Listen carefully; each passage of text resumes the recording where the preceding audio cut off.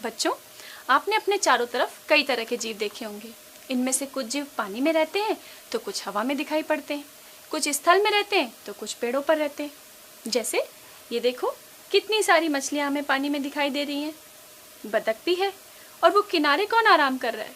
ये तो मगरमच्छ है। हवा में हमें कबूतर और मैना दिखाई दे रहे हैं। कुत्ता और बिल्ली, ये तो सामान्यतः आपने देखे ही होंगे। कुछ जीव जो होते हैं वो इतने सूक्ष्म होते हैं जो हमें सामान्य आंखों से दिखाई नहीं देते, जैसे कि अमीबा, युग्लिना, इनके बारे में तो आपने पढ़ा ही होगा। और कुछ जीव इतने विशाल, अरे बाप रे, ये देखो, इतना बड़ा गजराज हाथी चला आ रहा है। और ब्लू व्हेल, उसके बारे में भी आपने सुना होगा कि वो कितनी विशाल होती है। तो आपने देखा हमारा जीव जगत कितना विचित्र और कितना विशाल है। इसके अलावा आपके चारों तरफ ये पेड़ पौधे, बरगद का पेड़ आपने देखा है कितना विशाल होता है। और आपके चारों तरफ फैली हुई ये घास कितनी छोटी होती है। कुछ पौधे जो होते हैं वो पानी में उगते हैं और कुछ रेगिस्तान में।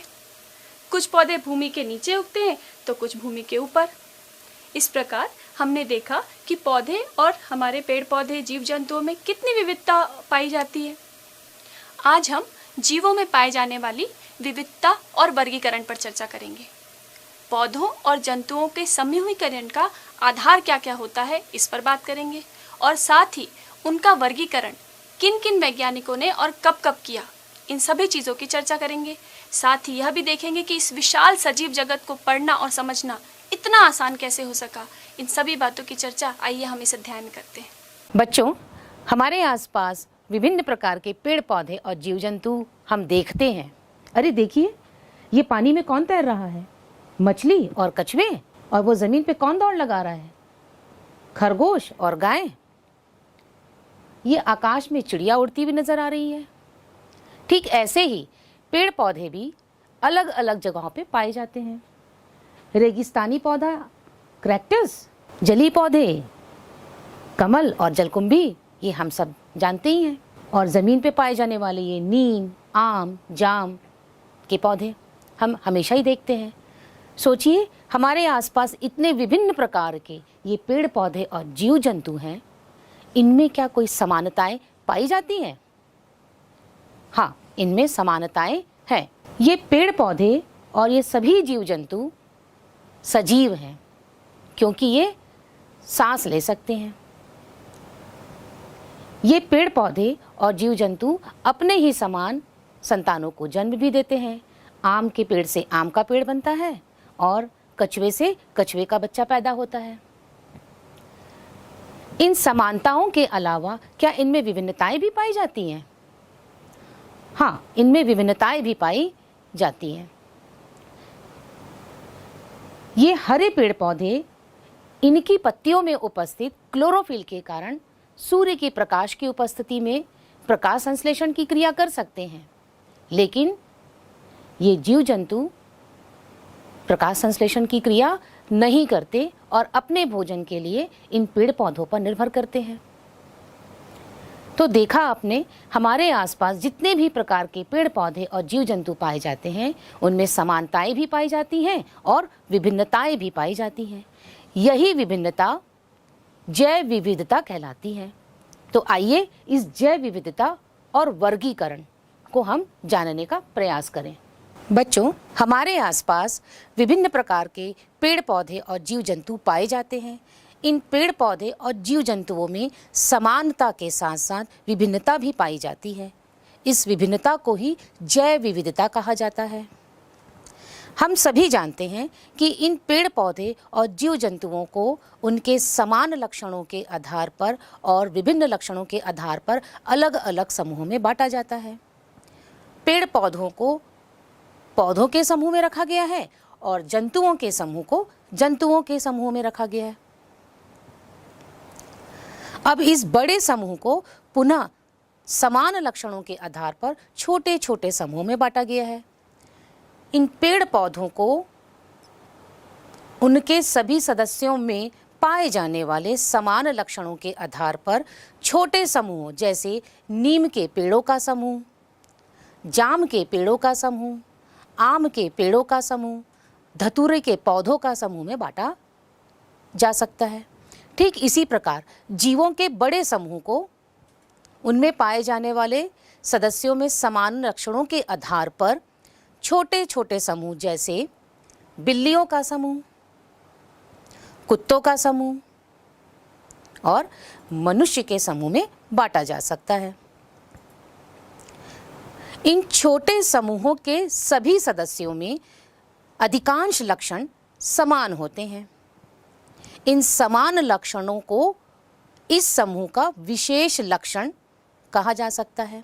इस विशेष लक्षण के आधार पर इस समूह को जाति की संज्ञा दी जा सकती है। चलिए इस बात को एक उदाहरण से समझते हैं।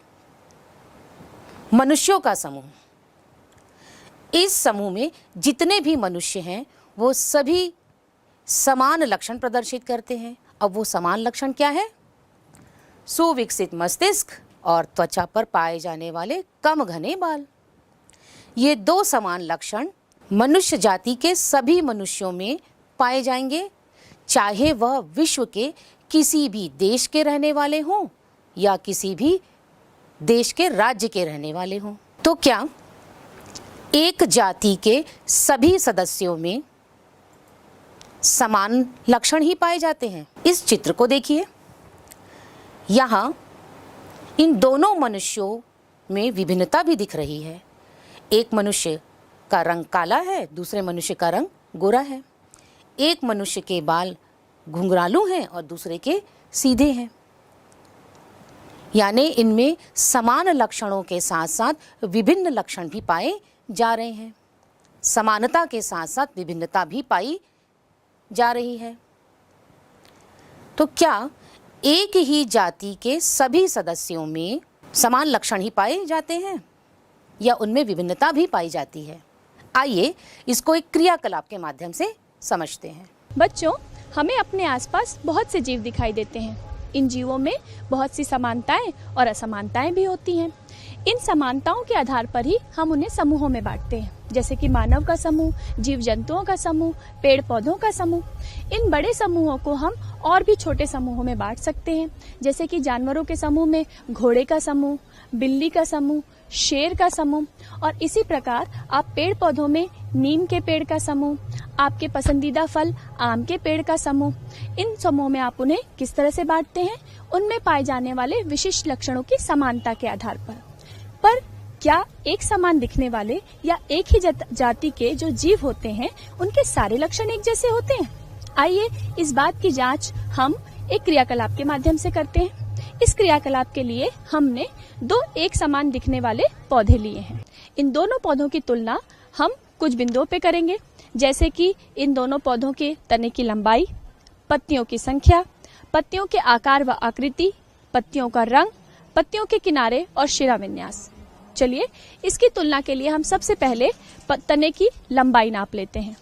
तने की लंबाई नापने के लिए हमारे पास ये मेजरिंग टेप है, जिससे हम पहले पौधे की तने की लंबाई नाप लेते हैं।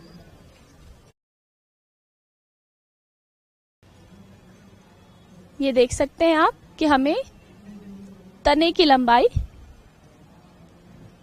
26 सेंटीमीटर प्राप्त हुई है। ठीक है, तो आइए हम इसे नोट कर लेते हैं। पौधे एक में हमें तने की लंबाई 26 सेंटीमीटर प्राप्त हुई है। इसी प्रकार हमें दूसरे पौधे की तने की लंबाई भी नापनी होगी। दूसरे पौधे की तने की लंबाई हम ले लेते हैं।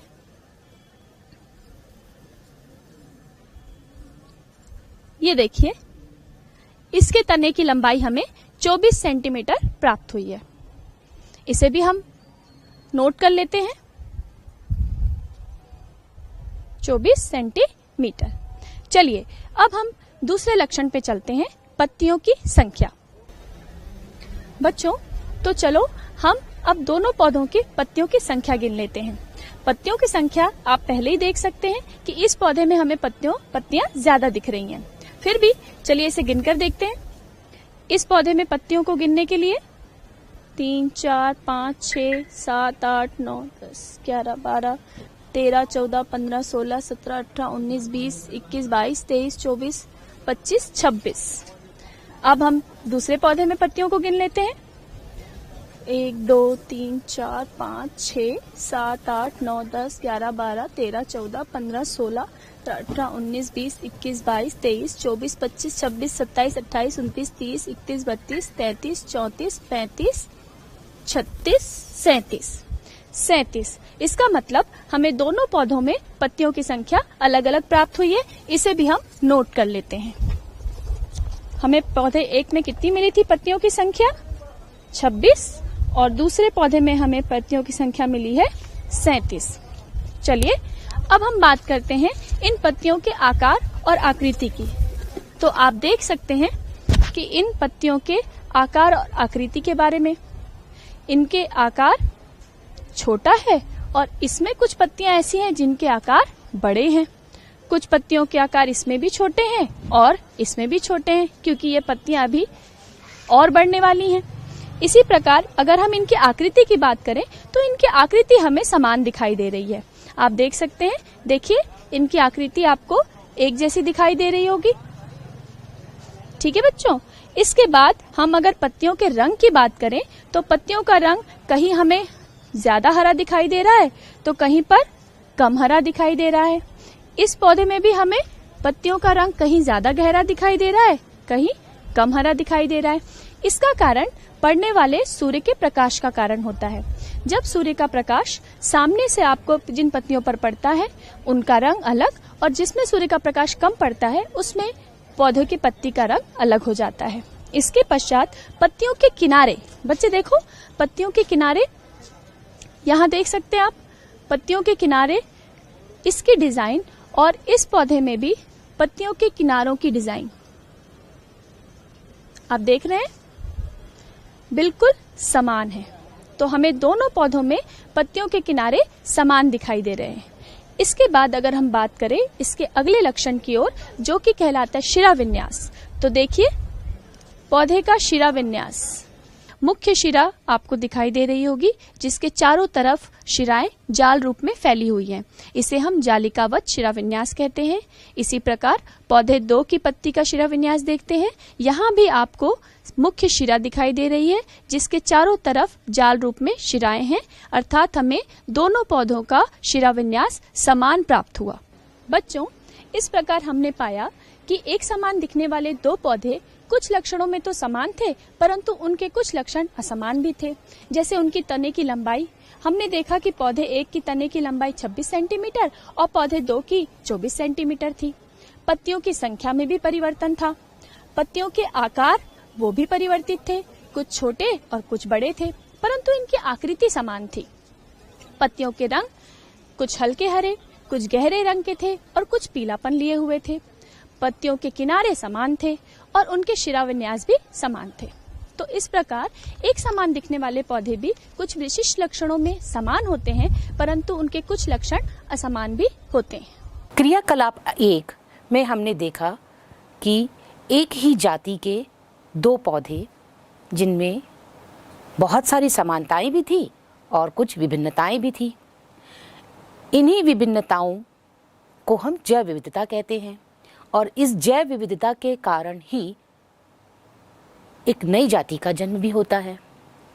चलिए आइए एक और क्रियाकलाप करते हैं और इस जैव विविधता को और बेहतर तरीके से समझते हैं। क्रियाकलाप 2, मनुष्यों का अवलोकन। इस क्रियाकलाप में हम मनुष्य के विभिन्न शारीरिक लक्षणों का अवलोकन करेंगे। आज स्कूल जाना है, साइंस प्रैक्टिकल है। हाँ, जाना है। अरे वाह बच्चों, क्या कर रहे हो आप लोग? कुछ नहीं, बस ऐसी बात कर रहे थे। अच्छा, तो सबसे पहले मुझे अपने नाम बताओ आप लोग। आपका नाम क्या है? मेरा नाम नियति है। तुम्हारा? मेरा नाम चीनू है। मेरा नाम चिक्की है। आदित्य। ओके, अरे वाह। चलो आज हम लोग आप सभी के वजन, लंबाई, आपकी हथेली की लंबाई चौड़ाई, अंगूठे के निशान, इन सब का मापन करते हैं। इसके लिए आप लोगों को मैं एक एक पेज पेन देती जा रही हूँ। इसमें आप लोगों को करना क्या है, जब हम आपकी लंबाई और वजन आदि का मापन करेंगे तो आप इनमें उसे क्या करेंगे, नोट करेंगे। ठीक है, चले तो चले। हाँ। तो बच्चों चलो पहले हम शुरुआत करते हैं वजन के मापन से। ठीक है, आप लोगों के पास पेजेस हैं, पेजेस में अपने अपने नाम लिख लीजिए और जैसे ही हम वजन का मापन आपका लेते जाएंगे उसे उसमें नोट करते जाना। तो चिनू पहले आपसे शुरुआत करें। हाँ। चलिए आइए। तो चिनू का वजन आया है 45.8 किलोग्राम। ठीक है। आदि आप आ जाएं। आदि का वजन है 54 किलोग्राम। चलिए चिकी। और चिकी का वजन है 54 किलोग्राम। अब बारी आती है नियति की। चलो चलो इसका भी वजन देखेंगे। हाँ हाँ। नियति का वजन है 40.4 किलोग्राम। चलिए सबने अपने अपने अपने वजन मापन कर लिया। नोट कर लिया उसे। तो चलो बच्चों अब तुम्हारी लंबाइयों का मापन करते हैं। ठीक है। देखो इसके लिए हमने यहाँ एक स्केल बनाई हुई है। 3 फीट 4 फीट और 4 फीट 6 इंच से लेकर 5 फीट 6 इंच तक। ठीक है। इसके लिए भी शुरुआत चिनू तुमसे करें। ठीक है। चलो आ जाओ चिनू। थोड़ा इधर खड़ो। ओके चिनू बदमाशी नहीं आई। चलो ठीक से खड़े हो चिनू। चलो हटो तू। चिनू की लंबाई आई है 4 फुट 10 इंच। चलो आदि अब तुम्हारी बारी। ये तो मुझसे भी लंबा है। चलो आदि की लंबाई है 5 फुट 4 इंच। नेक्स्ट बारी आती है चिकी की। चलो चिकी। ये हो गया आज का काम। तो चिकी की लंबाई मिल रही है हमें 5 फुट 1 इंच। और लास्ट में नीति कम ऑन। चिकी की लंबाई भी उतनी ही आ रही है। चलो देखते हैं। चिकी की लंबाई भी वही है 5 फुट 1 इंच। तो चलो बच्चों अब हम तुम सभी की हथेलियों की लंबाई और उसकी चौड़ाई नापते हैं। ठीक है। तो चलो चीनू पहले अपना हाथ सामने लाओ। चीनू की लंबाई हथेली की लंबाई है 16 सेंटीमीटर और इसकी चौड़ाई हथेली की है 7 सेंटीमीटर। ठीक है। अच्छा चलो तुम्हारी तर्जनी उंगली भी नाप लेते हैं। ये है 6 सेंटीमीटर। चलो नोट कर लो चिन्ह। आदि आप अपना हाथ सामने लाएं। आदि की हथेली तो बहुत लंबी है भाई। ये है 18 सेंटीमीटर और इसकी चौड़ाई देखें ये है 8 सेंटीमीटर। तुम्हारी तर्जनी उंगली ये है 7 सेंटीमीटर। चलो चिकी तुम आ जाओ। चिकी की हथेली की लंबाई है 15.5 सेंटीमीटर और इसकी चौड़ाई हथेली की है 6.5 सेंटीमीटर। लाओ तुम्हारी तर्जनी उंगली भी माप लें। ये है 6 सेंटीमीटर। चलो नियति तुम्हारी बारी। नियति की हथेली की लंबाई 16 सेंटीमीटर है और इसकी चौड़ाई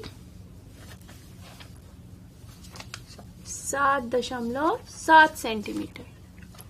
इसके बाद इसकी तर्जनी उंगली नाप ली जाए। ये है 7 सेंटीमीटर। सभी अपने अपने हथेली की लंबाई चौड़ाई और तर्जनी उंगली की लंबाई नोट कर लो। हाँ। बच्चों आप लोगों को पता है हम सभी के हाथों के अंगूठे के निशान अलग अलग होते हैं। अच्छा ऐसा भी होता है हाँ कि हम सबके हाथों के अंगूठों के निशान अलग अलग होते हैं। हाँ चलो करके देख ले। हाँ। चलो ठीक चीनू है। तुमसे शुरुआत करते हैं। यहाँ से अंगूठा हाँ इससे हाँ, लगाओ। Very good. चलो आदि।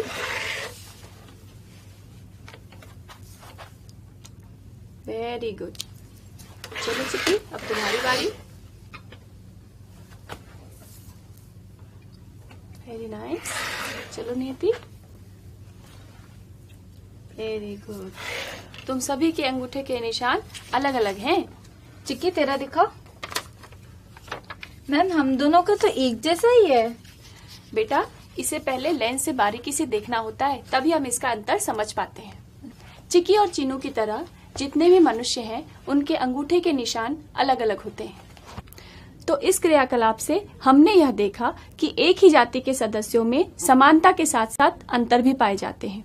इन्हीं अंतर को हम विभिन्नताएं कहते हैं।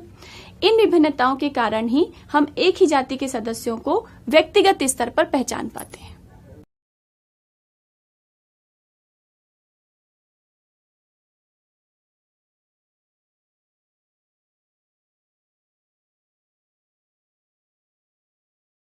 तो देखा आपने, क्रियाकलाप 1 और क्रियाकलाप 2 दोनों ही क्रियाकलापों से हमने ये जाना कि किसी भी एक जाति के सभी सदस्यों में अधिकांश लक्षण समान होते हैं और उनमें कुछ असमान लक्षण यानी विभिन्नताएं भी पाई जाती हैं। इन्हीं विभिन्नताओं को ही हम जैव विविधता कहते हैं।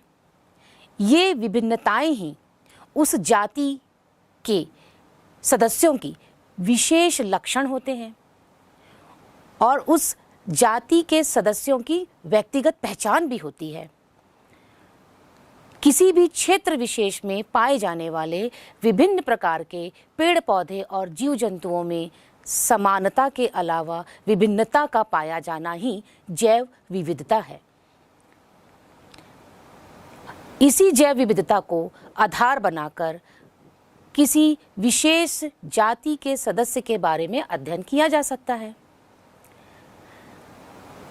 और उनको और भी छोटे छोटे समूहों में बांटा जा सकता है। तो आइए अब एक और क्रियाकलाप के माध्यम से समझते हैं कि इतने सारे जीव जंतु जिसमें इतनी सारी विविधता पाई जा रही है, उनको किस तरह से छोटे छोटे समूहों में बांटकर उनका वर्गीकरण किया जा सकता है और उनके बारे में गहन जानकारी इकट्ठा की जा सकती है। बच्चों, आप अपने आसपास बहुत सी वस्तुएं देखते हैं। इन वस्तुओं का उपयोग हम अपने दैनिक जीवन में भी करते हैं। इन वस्तुओं का उपयोग करने के लिए, इन पर चर्चा करने के लिए और इनका अध्ययन करने के लिए हम इनके समूह बनाते हैं। इन वस्तुओं का समूह बनाने के लिए उनमें समान गुण को देखा जाता है। उनके समान गुणों के आधार पर ही हम उनका समूह बना पाते हैं या समूहीकरण कर पाते हैं। हमारे पास यहाँ कुछ वस्तुएं हैं, जैसे कि लकड़ी की ये स्केल,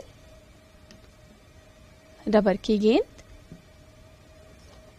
प्लास्टिक की स्केल, कांच का टुकड़ा, लेंस, परख नली, छोटी सी ये सुई, पेन, लकड़ी का गुटका, प्लास्टिक का सामान, रस्सी, लकड़ी का ये बैट, समतल दर्पण और पुस्तक। इन वस्तुओं का समूह बनाने के लिए हमें इन वस्तुओं में उपस्थित किसी समान गुण को देखना होगा। इसके समूहीकरण के लिए हम एक सारणी का निर्माण कर सकते हैं, जैसे कि हमने यहाँ एक सारणी बना रखी है। देखिए, समूह का नाम और समूह में आने वाली वस्तुएं। हमें समूह का नाम देखने के लिए कोई एक विशिष्ट गुण या आधार लेना होगा, जिसके आधार पर हम इन वस्तुओं को वर्गीकृत कर पाएं। जैसे कि पहला हम ले लेते हैं लकड़ी की बनी वस्तुएं। लकड़ी की बनी वस्तुओं में लकड़ी की ये स्केल है हमारे पास, लकड़ी का गुटका और लकड़ी का ये बैट, साथ ही साथ हमारे पास ये पुस्तक भी है। बच्चों, ये पुस्तक भी लकड़ी की ही बनी हुई है। तो आइए इसकी हम सारणी में प्रविष्टि कर लें। हमारे पास समूह का हमारा नाम है लकड़ी की बनी वस्तुएं। सबसे पहले हमने लिया था लकड़ी की स्केल, उसके बाद लकड़ी का गुटका, पुस्तक और लकड़ी का बैट।